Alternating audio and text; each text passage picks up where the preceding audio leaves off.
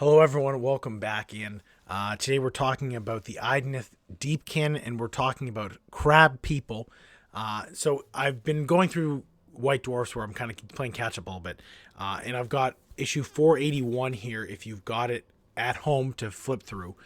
And again, a lot of the times in the White Dwarf, the offhanded kind of articles or comments made, they kind of allude to stuff that's coming out, future stories and projects. It's really, it's a shame, I feel, is because a lot of people, again, don't get the White Dwarfs. And I kind of understand it, but it's fun having the magazine and kind of keeping into the hobby with it, at least for me. But I wanted to read everybody this one little blurb. I don't think this is any copyright stuff. It's like 3 sentences. So on page 20 of this White Dwarf, again, there's a little box side story within the story that's being told. And it's amongst the most insidious terrors of the Ronholian water are the Merkaveth. Kin to the predatory fish folk reputed to haunt Gur's open seas, these wicked creatures possess the upper bodies of elves and the lower limbs of cephalopods. Covered in glossy black scales, if given a chance, they will cling to the underside of river trawlers, and slowly carve through them, delighting in the screams of the drowning.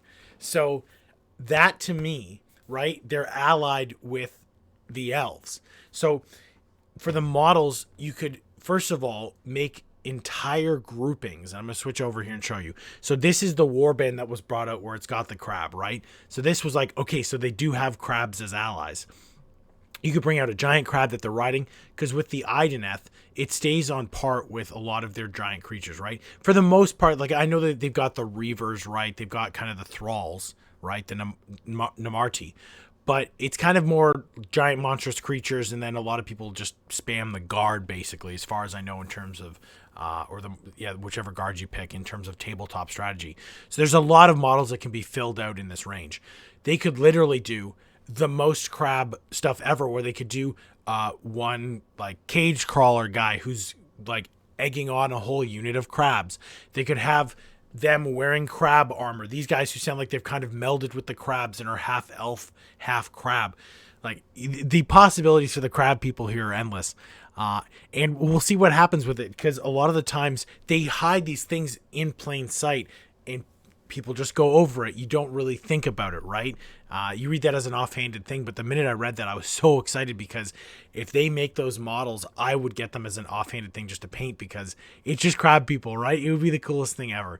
Let me know down in the comments what you think of that comment, right? It's just a little side thing being like, this also is happening in Gur, right? Because they could release it under the kind of guise of, the animalistic energy that's being released from Gur is affecting everybody in these ways where it's transforming them, which is cool to me, right? That's the route that I think AoS should take it more in the future.